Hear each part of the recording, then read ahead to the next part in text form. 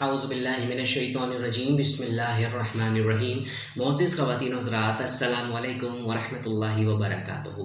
میں ہوں آپ کا ہوسٹ ایم ایس انصاری اور آپ دیکھ رہے ہیں ہمارا یوٹیوب چینل دی انصاریل۔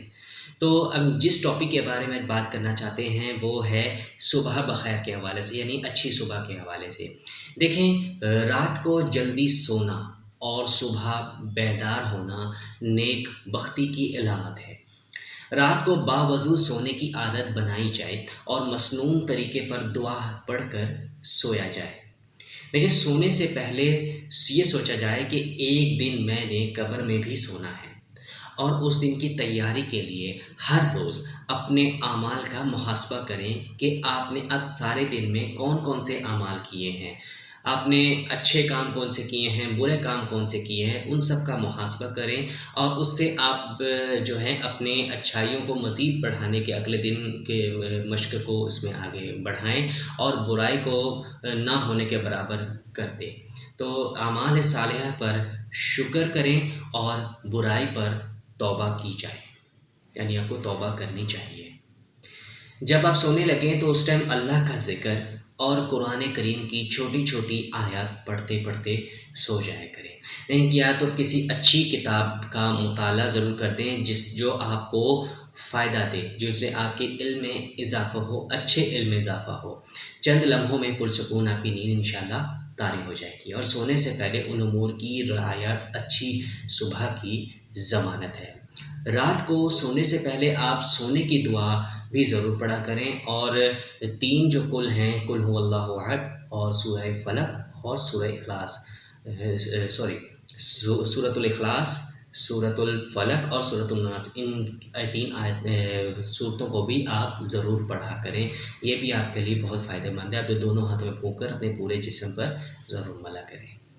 جب آپ صبح اٹھیں، صبح جب آپ کی آنکھ کھلیں تو آپ بسم اللہ پڑھ کر اٹھیں۔ صبح بیدار ہوتے ہی آپ خود کو اپنے اچھے کاموں میں مشغول کر لیں۔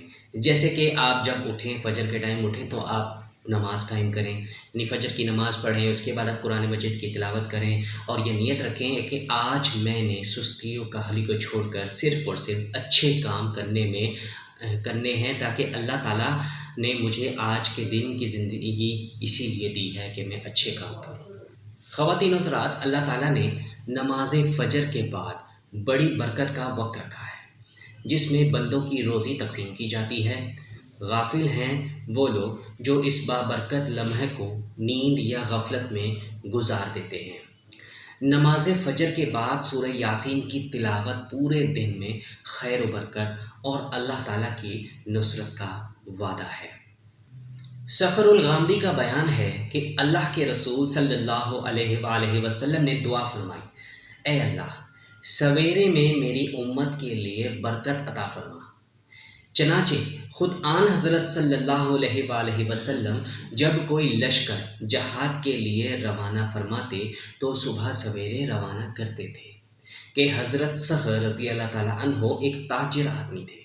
وہ اپنا تجارت مال ہمیشہ صبح سویرے بھیجا کرتے تھے اور اس کی برکت سے وہ خوشحال اور سرمایہ دار ہو گئے۔ یہ ابن ماجہ کی حدیث کے مطابق ہے۔ تو خواتین و حضرات، آپ سب بھی اپنا روزانہ کا معمول بنائیں کہ آپ رات کو جلدی سوئیں اور صبح فجر کے ٹائم آپ ضرور اٹھیں، تاکہ آپ اچھے کام کا آغاز کریں اپنے اس دن سے۔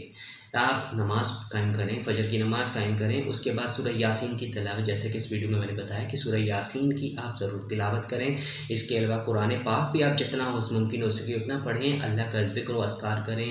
انشاءاللہ تعالیٰ آپ کا سارا دن بہت اچھا گزرے گا، خیر و برکت والا گزرے گا، اور انشاءاللہ آپ کے معمول کے کام بھی جو ہیں بآسانی پورے ہوتے جائیں گے۔